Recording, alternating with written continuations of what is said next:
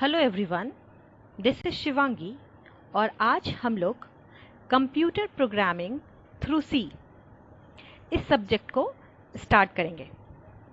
तो हम लोग यहाँ सिर्फ सिलेबस को ही कवर नहीं करेंगे। हम लोग का ये ऑब्जेक्टिव नहीं है कि सिर्फ सिलेबस को कवर करना।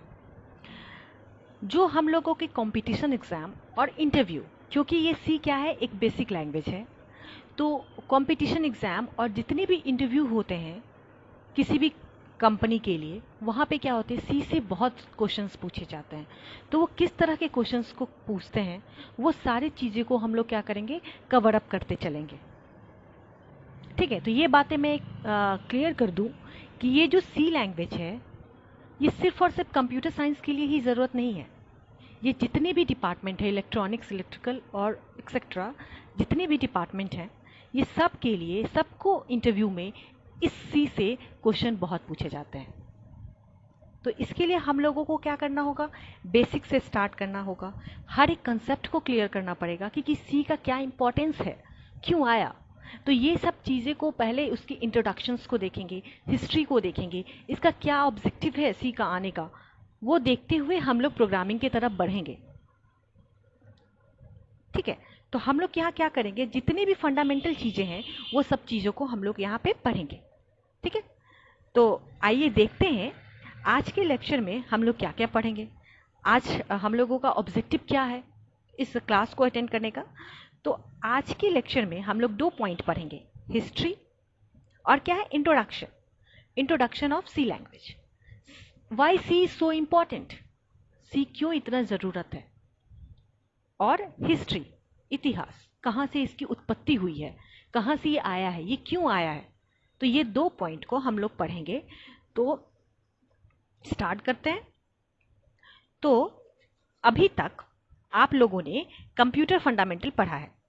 ठीक है, अभी आप लोग सेकेंड सेम पास करके थर्ड सेम में आए हो, तो बहुतों ने इस कंप्यूटर फंडामेंटल को फर्स्ट सेम में पढ़ा होगा, बहुतों ने कंप्यूटर फंडामेंटल को सेकेंड सेम में पढ़ा होगा। ठीक है, लेकिन एक बात है कि आप लोगों ने पढ़ा है।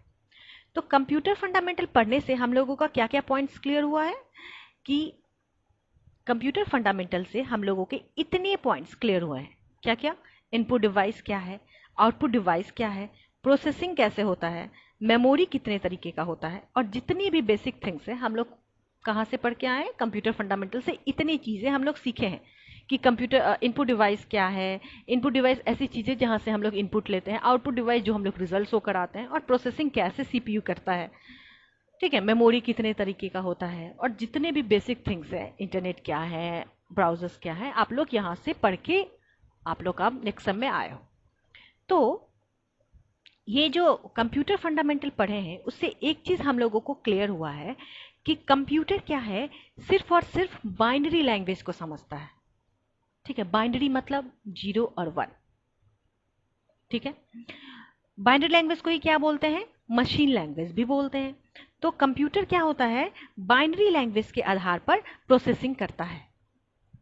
ठीक है, तो जिस तरह हम लोगों का ब्रेन है, सपोज कि ये हम लोगों का ब्रेन है।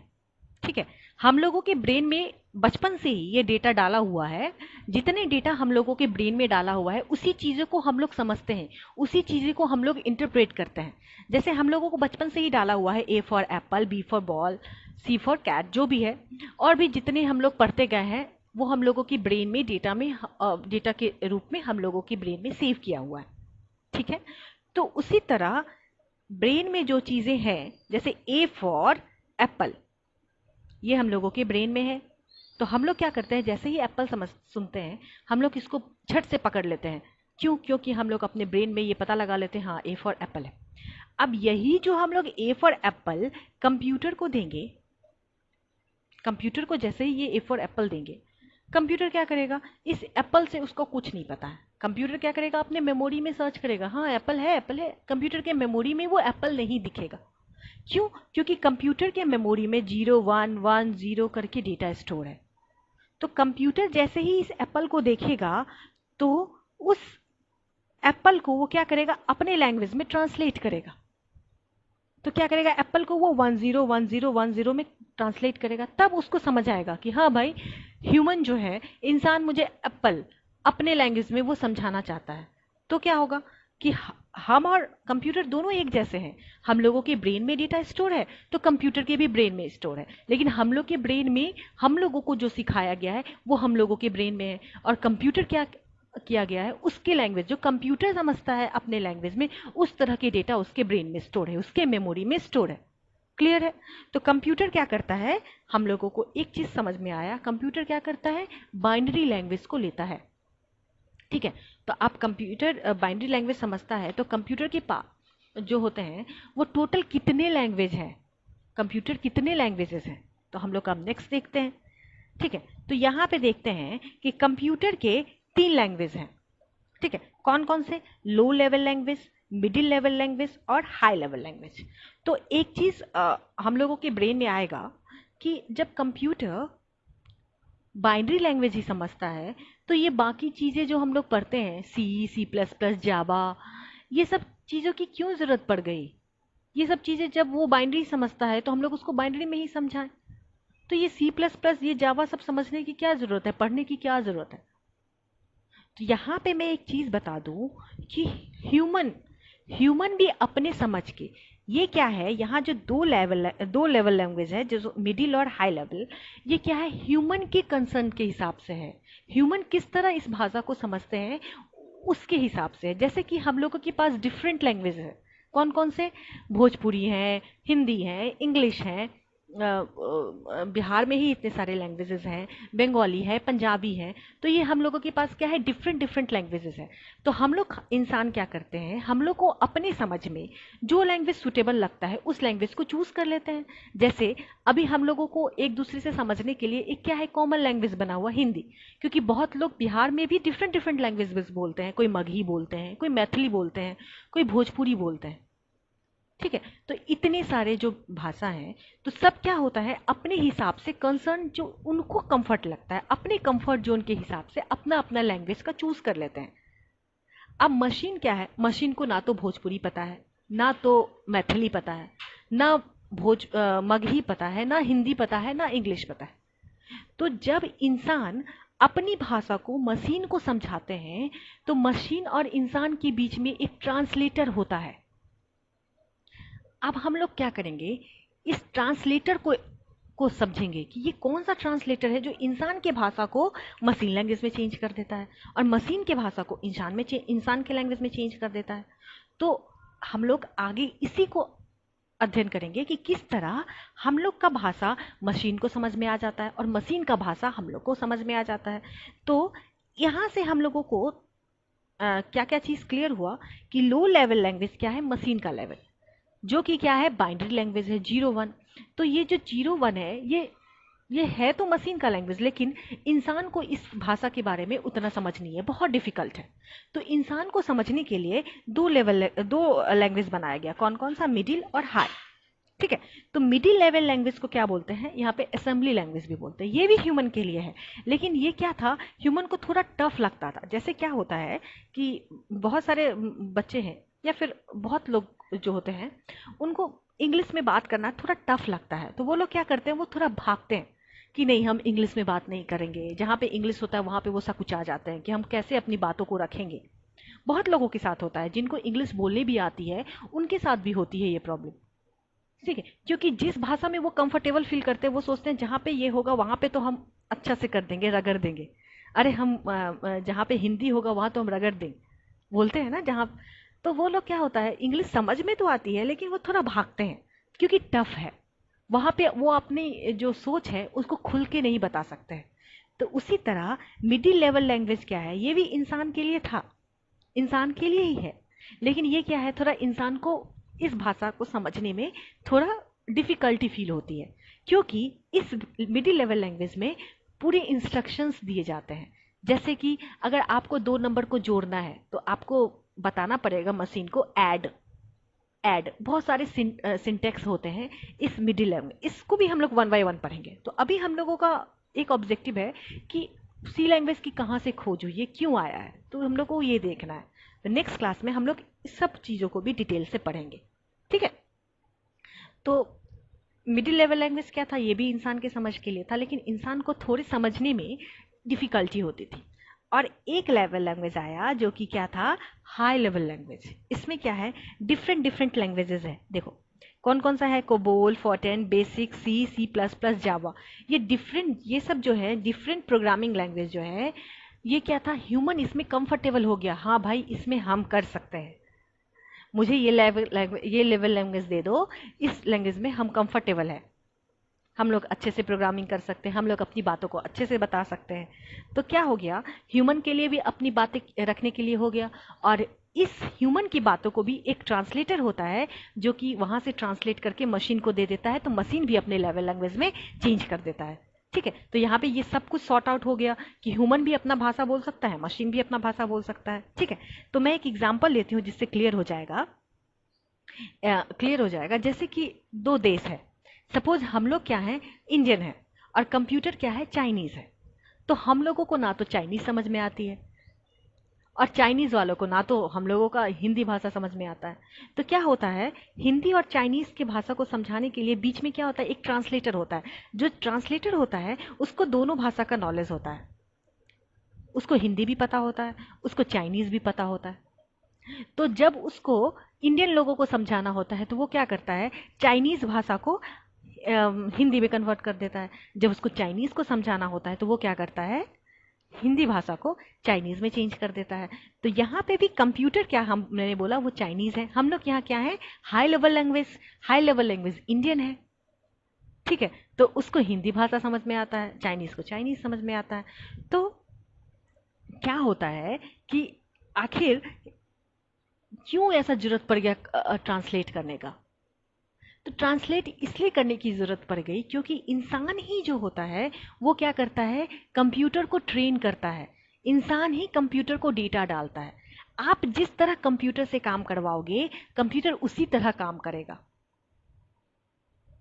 तो इंसान का जो भी इंस्ट्रक्शन होता है इंसान अपने भाषा में देता है कंप्यूटर को। कंप्यूटर समझो तो एक काम करने वाली है, तो इंसान क्या करता है, काम करने वाली को अपने भाषा में बताता है, लेकिन काम करने वाली को हिंदी पता नहीं है, हाई लेवल लैंग्वेज से कोई उसका वास्ता नहीं है। तो यहाँ पे क्या होता है, ट्रांसलेटर होते हैं। तो इस ट्रांसलेटर को क्या बोलते हैं हम लोग नेक्स्ट क्लास में, इस सारे चीज़ों को बहुत मज़ेदार, बहुत मज़ा आएगा।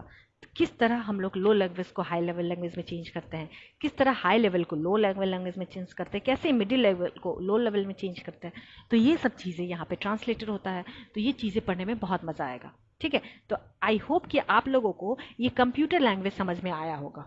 ठीक है, तो कंप्यूटर कौन सा लैंग्वेज समझता है, low level language, machine language, binary language, और ह्यूमन के लिए दो लेवल था, कौन कौन, असेंबली और हाई लेवल। असेंबली को मिडिल भी बोलते हैं, तो थोड़ा टफ था असेंबली समझना, इसलिए हाई लेवल लैंग्वेज आया। हाई लेवल लैंग्वेज में जितने भी प्रोग्रामिंग लैंग्वेज होते हैं, सी, सी प्लस प्लस, जावा, ये सारे हैं। ठीक है, समझ में आ गया। तो यहाँ से एक और नीचे दिया हुआ है, देखते हैं। हार्डवेयर सबसे नीचे देखो, सबसे लोअर लेवल पे क्या है, सबसे लोअर लेवल पे क्या है मेरा, हार्डवेयर है ना। हार्डवेयर को कौन सा समझ में आता है, ये मशीन लैंग्वेज। हार्डवेयर क्या आया, मशीन। मशीन को कौन सा लैंग्वेज समझ में आता है, मशीन लैंग्वेज 10011। ठीक है, अब इस मशीन लैंग्वेज के ऊपर ये दो लैंग्वेज है जो कि ह्यूमन के लिए है। ह्यूमन के लिए सबसे पहले ये हाई लेवल लैंग्वेज है, जहाँ पे सी, सी प्लस, जावा, डिफरेंट डिफरेंट प्रोग्रामिंग लैंग्वेजेस हैं, जहाँ से ह्यूमन को जो प्रोग्रामिंग लैंग्वेज सबसे सूटेबल लगता है वो चूज कर लेता है। तो ये सपोज करो सी मेरा हिंदी है, सी प्लस प्लस भोजपुरी है, और जावा क्या है, मैथिली है। तो जो इंसान को, जो इसमें सपोज अगर कोई मैथिल लोग हैं वो जावा चूज करेंगे क्योंकि वो इसमें कंफर्टेबल है, अगर कोई भोजपुरी लोग हैं वो सी प्लस प्लस चूज करेंगे, और जो कोई हिंदी में कंफर्टेबल है, ना तो उनको मैथिली पता है ना भोजपुरी पता है, वो क्या करेंगे, वो हिंदी चूज करेंगे क्योंकि हिंदी में सब कंफर्टेबल है, तो वो सी चूज करेंगे। तो यहाँ से आपको डिफरेंट डिफरेंट प्रोग्रामिंग लैंग्वेज है जो कि इंसानों के लिए है। इंग्लिश भी होंगे, पाइथन आता है, अब नया नया लैंग्वेज आ गया है। तो ये सब क्या है, high level language. Assembly language में देखो एक सिंटेक्स लिखा हुआ है, आप लोग देखेंगे, जैसे दो नंबर को ऐड करना है, तो यहाँ पे असेंबली लैंग्वेज में क्या होता है, जितने भी इंस्ट्रक्शन होते हैं, असेंबली लैंग्वेज हम लोग आगे पढ़ेंगे विस्तार में, तो हम लोग जितने भी इंस्ट्रक्शन होते हैं, जोड़ना, घटाना, नंबर को यहाँ से यहाँ मूव कराना, तो हम लोगों को कंप्यूटर को इंस्ट्रक्शन देना पड़ता है, आदेश देना पड़ता है कि आपको ये करना पड़ेगा, आपको ये करना पड़ेगा। ठीक है, तो इस लेवल लैंग्वेज में थोड़ा ह्यूमन भी अनकंफर्टेबल होते थे, इसलिए इस लैंग्वेज को छोड़ के हम लोगों के लिए हाई लेवल लैंग्वेज बना, जिसमें ह्यूमन की कंफर्ट के हिसाब से ये लैंग्वेज बनाया गया है। ठीक है, क्लियर है? तो इससे हम लोगों को एक चीज पता चला सी का, तो समझ में आया जब कंप्यूटर बाइनरी लैंग्वेज लेता था तो हम लोगों को सी का क्यों जरूरत पड़ गया। तो सी इस चीज से हम लोगों को क्या पता चला, सी क्या है, एक हाई लेवल लैंग्वेज है जो कि ह्यूमन की समझ, ह्यूमन के कंफर्ट के हिसाब से बनाया गया है। ठीक है, तो अब हम लोग नेक्स्ट स्लाइड में देखते हैं कि फीचर्स क्या है सी लैंग्वेज का, क्या क्या इसकी विशेषताएं हैं। तो सी, इससे क्या पता चला, पहला पॉइंट क्या है, C is a high level language. ठीक है, program written in C are efficient and fast, मतलब जो हम लोग प्रोग्राम सी में लिखते हैं वो काफ़ी फास्ट होता है और बहुत एफिशिएंट। एफिशिएंट का मतलब होता है कि ये बहुत ही इजी होता है, मतलब उतने आप अपनी समझ के हिसाब से इस चीज़ को, सी को, क्योंकि ये बेसिक लैंग्वेज है, इस सी को हम लोग वन बाय वन हम लोग अपनी समझ के हिसाब से इसको बना सकते हैं। ठीक है, it is many time faster than basic, एक बेसिक लैंग्वेज होता है।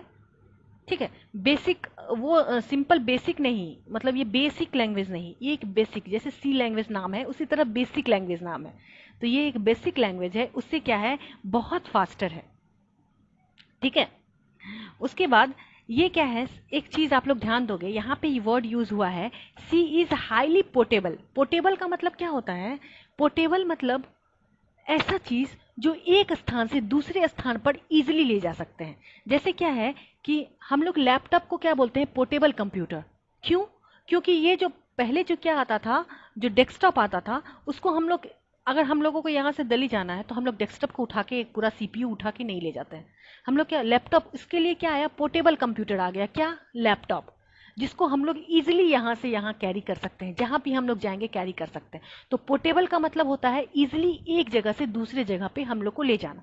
तो उसी तरह सी को क्या बोला गया है, ये बहुत पोर्टेबल है, पोर्टेबल प्रोग्राम है। पोर्टेबल प्रोग्राम का मतलब क्या हुआ, मतलब इस, अगर आप लोगों ने सपोज किसी एक मशीन पे बनाया है, अगर वहां से उस मशीन से आप कॉपी कर लोगे और दूसरे मशीन पे उसको चलाना चाहते हो तो आप आराम से चला सकते हो, कोई प्रॉब्लम नहीं है। ऐसा नहीं है कि ये मशीन डिपेंडेंट है। मशीन डिपेंडेंट का मतलब ऐसा नहीं है कि आपने जिस मशीन में बनाया है वो उसी मशीन में रन करेगा, नहीं। सी क्या है, उसको पोर्टेबल माना गया है। पोर्टेबल का मतलब एक मशीन से दूसरे मशीन पे भी हम लोग उसको रन करा सकते हैं। क्लियर है? ठीक है, another important feature of C is it is ability to extend itself. Extend itself का मतलब क्या होता है, मतलब ये इसके पास एबिलिटी है, सक्षम है ये अपने कोड को एक्सटेंड कराना। एक्सटेंड मतलब फैला सकता है, विस्तार कर सकता है अपने कोड को। अगर आपने सपोज कि प्रोग्रामिंग एक ऐसा किया है जिसमें सिर्फ आप जोड़ रहे हो, सिर्फ जोड़ने का प्रोग्रामिंग है, तो क्या होगा, अगर आपको उसी जोड़ में घटाना भी है, उसी जोड़ में आप गुना भी करना चाहते हो, उसी में आप भाग भी करना चाहते हो, तो ये चार चीज़ें आप एक ही प्रोग्राम के अंदर करना चाहते हो, लेकिन आपने पहला प्रोग्रामिंग क्या किया है, जोड़ना है, जोड़े हैं। तो क्या करेंगे, उसी प्रोग्रामिंग के पास, सी प्रोग्रामिंग ऐसा प्रोग्रामिंग है जो कि सक्षम है कि वो उसी प्रोग्रामिंग में आप सब कुछ कर सकते हो, आप उस प्रोग्राम को एक्सटेंड कर सकते हो। एक्सटेंड का मतलब सपोज कि एक घर बना है और मेरे पास बहुत सारा ज़मीन है और एक ही रूम बना हुआ है, तो क्या होगा, इस ज़मीन को एक्सटेंड करने के लिए सक्षम है, मतलब घर और घर बनाने के लिए सक्षम है। ठीक है, उसी तरह सी क्या है, सी के पास बहुत स्पेस है, बहुत, तो वो एक्सटेंड कर सकता है अपने कोडिंग को। ठीक है, और एक चीज़ और, C language is most widely use language in operating system and embedded system develop today. तो सी क्या है, बेसिक लैंग्वेज है, जिस तरह मतलब मैंने ये भी बोला कि जिस तरह सी लैंग्वेज सारे डिपार्टमेंट के लिए इंपॉर्टेंट है, तो जहाँ भी हम लोग देखते हैं, क्योंकि सी में इंसान भी बहुत कंफर्टेबल होता है क्योंकि बेसिक लैंग्वेज होता है। जिस तरह हम लोगों को अपना मदर लैंग्वेज सिखाया जाता है, मदर टंग सिखाया जाता है, तो हम लोग अपने उस लैंग्वेज में बहुत कंफर्टेबल होते हैं। जैसे बहुत लोग भोजपुरी में कंफर्टेबल होंगे, बहुत लोग मगही में होंगे, बहुत लोग मैथिली में होंगे, जिस तरह हिंदी से भी ज़्यादा कंफर्टेबल वो लोग अपने मदर भाषा, मातृभाषा में जो उन लोगों को बचपन से सिखाया गया है उस लैंग्वेज में, उसी तरह जिस तरह हम लोग को सी, हम लोग क्या है अभी बेसिक पढ़ रहे हैं, जिस तरह सी में हम लोगों को कोई चीज़ समझ में आएगा तो वो थोड़ा डिफिकल्ट हो जाता है दूसरे लैंग्वेज में समझना। तो इंसान क्या होता है, सी में बहुत कंफर्टेबल होता है। तो जिस आप कंफर्टेबल रहोगे वो लैंग्वेज आपका ज़्यादा यूज़ होगा पूरा दुनिया में। तो सी क्या होता है, ये वर्ल्ड वाइड यूज़ होता है और बहुत ही इंपॉर्टेंट लैंग्वेज होता है। ठीक है, तो सी के क्या क्या फीचर्स हम लोग ने देखा, एक बार फिर से रिमाइंड करते हैं। सी क्या है, हाई लेवल लैंग्वेज है। सी के जो कोड होते हैं बहुत इफिशियंट होते हैं, बहुत फास्ट होते हैं। और ये क्या, पोर्टेबल है। पोर्टेबल मतलब एक मशीन से दूसरे मशीन पे इसको ईजिली रन करा सकते हैं, एक जगह से दूसरी जगह पे हम लोग इसको लेके कैरी कर सकते हैं। तो सी के कोड क्या है, पोर्टेबल है।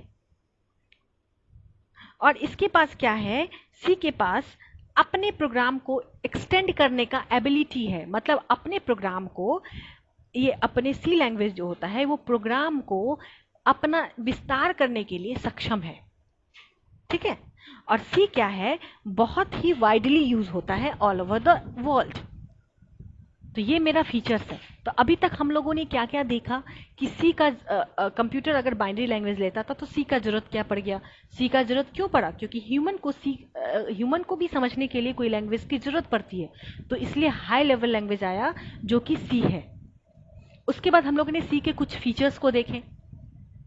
ठीक है, नेक्स्ट हम लोग को क्या देखना है कि सी का हिस्ट्री क्या है, कैसे सी आया। ठीक है, तो देखो सबसे पहले सी से भी पहले एक कौन सा लैंग्वेज था, BCPL। इस चीज को आप लोग क्लियर करोगे क्योंकि ये बहुत ऑब्जेक्टिव में पूछता है। सी से भी पहले कौन सा लैंग्वेज था, BCPL। BCPL को क्या बोलते हैं, basic combined programming language. BCPL, basic combined programming language. उसको कौन से साइंटिस्ट ने बनाया, मार्टिन रिचर्ड इसके डेवलपर हैं। मार्टिन रिचर्ड कितने ईस्वी में, 1967 में। तो इसको ऐसे ही नहीं जाने देंगे, ये हिस्ट्री आपको ऑब्जेक्टिव में बहुत पूछता है और इससे समझने में भी मतलब जिसको इंटरेस्ट है, बहुत इंटरेस्टिंग सब्जेक्ट है ये सी। आप लोग पहले हिस्ट्री जानो कि कैसे हुआ। तो मार्टिन रिचर्ड क्या थे, डेवलपर थे BCPL के। BCPL का फुल फॉर्म क्या है, बेसिक कंबाइंड प्रोग्रामिंग लैंग्वेज। तो इसी BCPL को मॉडिफाई करके एक दूसरे साइंटिस्ट आए जिनका क्या नाम था, केन थॉम्पसन। तो BCPL को मॉडिफाई करके क्या बना, बी लैंग्वेज। ठीक है, BCPL को मॉडिफाई करके क्या बना, बी लैंग्वेज, जिसका डेवलपर कौन थे बी लैंग्वेज के, केन थॉम्पसन।